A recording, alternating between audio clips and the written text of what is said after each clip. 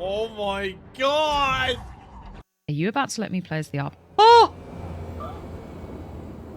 We are the arm of the prophets, formative, and you are the blade. Be silent and swift, and we shall quell this heresy without incident.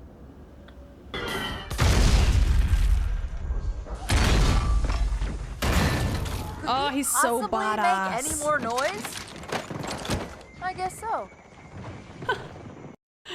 I love Cortana's banter. I enjoy watching people play Halo for the first time, as I get to relive the feelings of playing the game for the first time vicariously through them. Woo!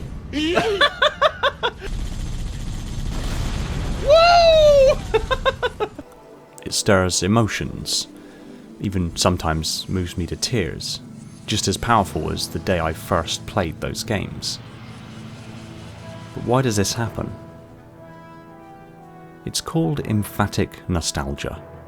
In these circumstances, you're not just remembering the game, you're feeling it again by watching someone else experience it. This is a form of vicarious emotion, where your brain partially mirrors the emotional state of the person you're watching. When they encounter awe, tension, or heartbreak. Ah! Oh, you're dead. No, no! I'm nearly dead! What the hell? Why are you gonna be a dickhead? Oh, I'm dead. Your mirror neurons activate, and if the experience matches one of your own emotionally formative memories, the result can be overwhelming. You are to take her to the UNSC shipbreaking yard in Azad. There, you'll find a Halcyon-class cruiser waiting to get her off-planet. I understand. Do you? Oh my god, this game! Hang on!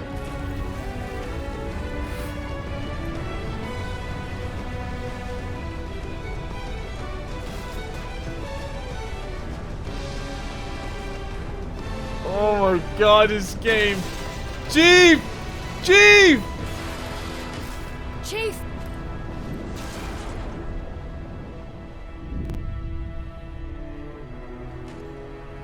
They say that, like, soldiers and humanity are two different things. I mean, soldiers aren't machines. We're just people.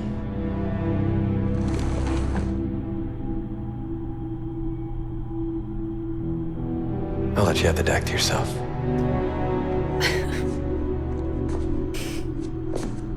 I think that's probably the first time anyone's ever said that to him. Human beings are wired for social empathy. Watching someone play Halo for the first time, especially when they feel the game, lights up the same brain regions in you that were active during your original playthrough, particularly in the limbic system, the emotional processing center, and the hippocampus, where memory is created. This is my ship! Your emotional system isn't just remembering, it's replaying the event in real time, often more vividly than simple memory recall. This kind of mirror activation is especially strong when the original memory is tied to identity, growth, or formative experiences.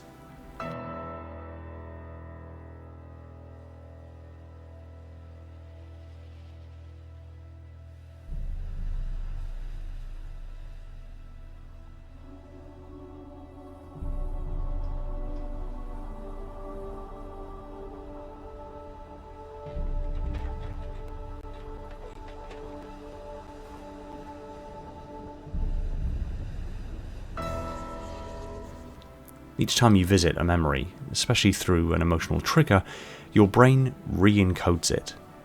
This is called memory reconsolidation. And it's not just a passive playback, it reshapes and sometimes intensifies the memory. So when you watch someone react to something like the Halo 3 ending, I'll drop a beacon, but it'll be a while before anyone finds us. Years, even. Oh. So you can just go into... Oh. Wake me when you need me.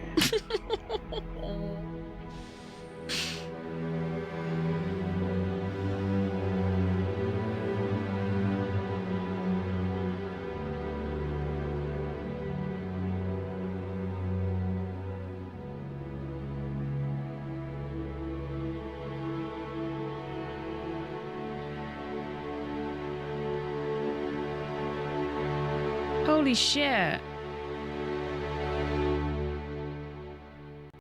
Or walk into the Ringworld Vista for the first time in Halo CE.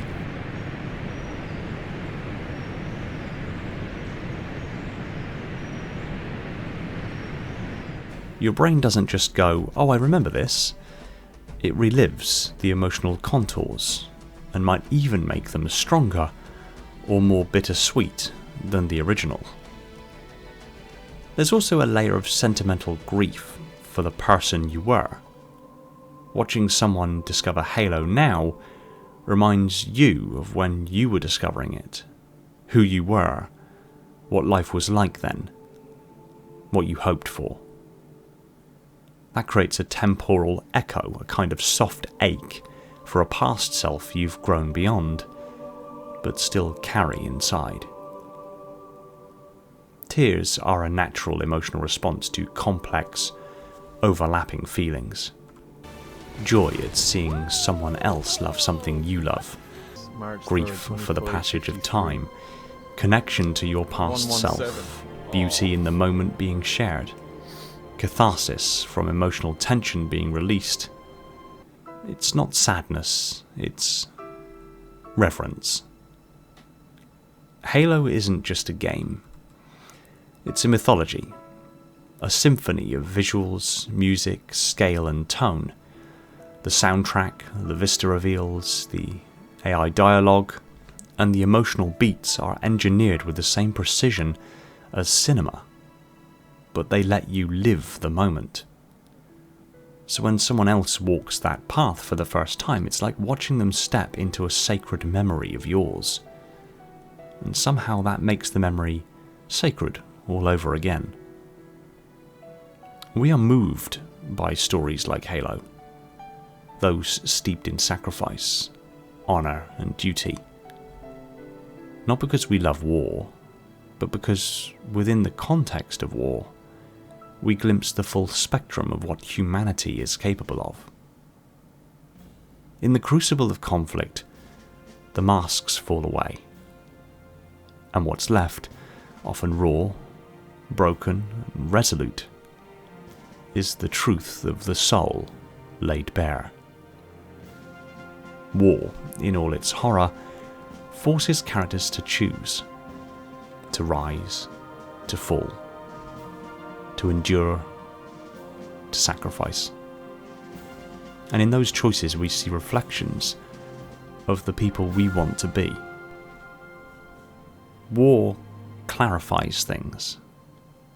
In real life, morality is murky, but war stories allow us to sharpen the contrast. Life and death, courage and cowardice, oppression and resistance. We don't seek the blood, we seek the clarity, the meaning. And often, war stories forge meaning out of meaninglessness, giving us the emotional language to process the chaos of the real world. Nowhere else do we see the stakes climb so high so quickly. A moment of self-sacrifice in war, a character throwing themselves into danger for the sake of others, transcends the plot. It becomes mythic. Halo leans into this.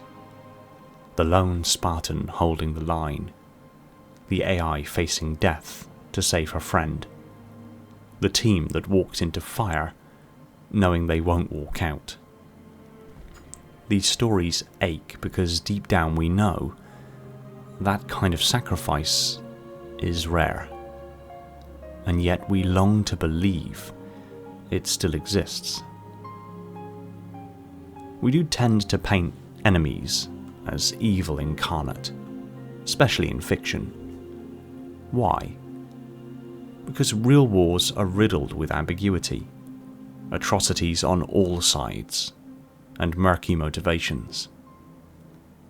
But in storytelling, simplifying the enemy allows us to focus on the emotional truth. Bravery, love, loss, brotherhood, resolve. In Halo, the Covenant are portrayed initially as zealots and monsters, But the deeper you go, the more nuanced it becomes.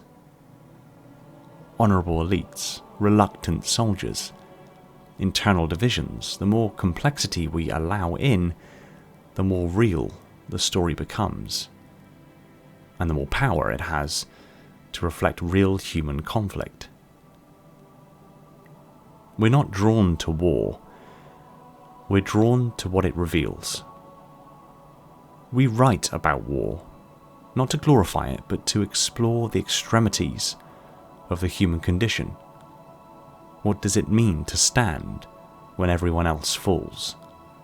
What does it mean to believe when the world is burning? What does it mean to hold onto hope when all hope is lost? Halo, for example, never glorifies killing. It venerates endurance, loyalty, purpose. It moves people because beneath the sci-fi armor and plasma fire, it's ultimately a story about the cost of duty and the people who bear it anyway. Yes, war is horrendous, but war stories are not celebrations of bloodshed. They are eulogies for the broken, ballads for the brave, and reminders that even in the darkest moments, there are people who choose to be light. It's not even about Johnson dying. Obviously, a lot of that is to do with it, but it's because of the experience this game has given me. This game was beautiful. The ending was beautiful. I'll miss you? What does she mean? Are we splitting up? When you need me. I have to go into like a cryo state or something?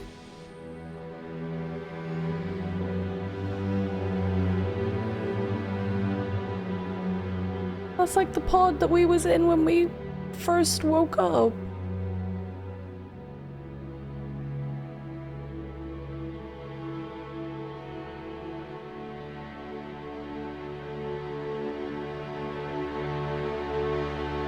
I'm so sad. And soldiers aren't machines. They're just people.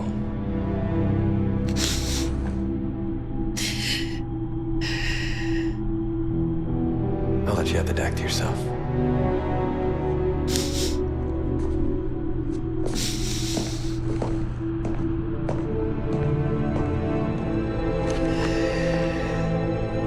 She said that to me once. About being a machine.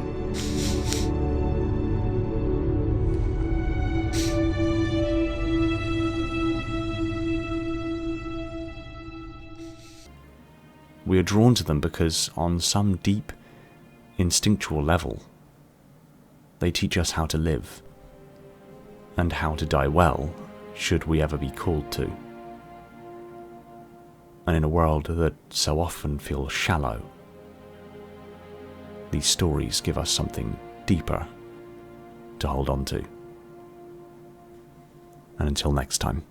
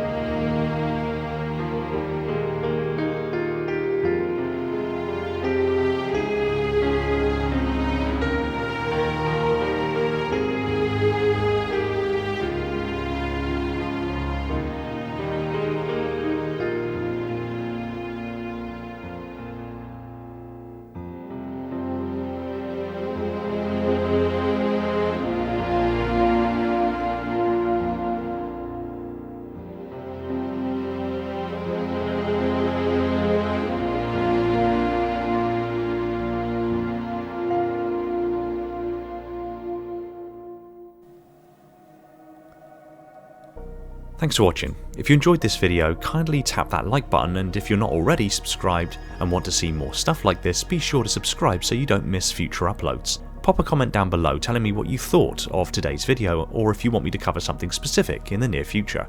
I want to take this opportunity to thank and give shoutouts to my patrons and YouTube supporters: Spartan10148, my singular contender class Ancilla, the triumvirate of minds within my installations Metarch, Falcon, Jordan and Poseidon, my 7 installation monitors Sophia, Ashley, Esoteric, Spartan1029, Chris, Orion and Shane, the crush of sub-monitors Legion, Ryan, Lebrat, Spartan0137, Element 0, J3, Cult, Evermore's, Personal Devil, Scion Esports, Phantasma, Ashton and 191 Shaken Lightbulb, my fleet of Strato Sentinels, my most loyal of Enforcers, and every single one of the awesome people supporting the channel over on Patreon. My Tier 0 Transcendent YouTube members Spartan137, again, Maury, Jimbo and Balaz, and all other YouTube members keeping my installation functional on that glorious vacuum energy. I cannot thank you all enough. Shout out to John because... And if you like what I'm doing here, consider supporting the channel on one of the support links in the description to net yourself some tasty merch and help keep the channel going. Take it easy everyone, and find peace in the domain.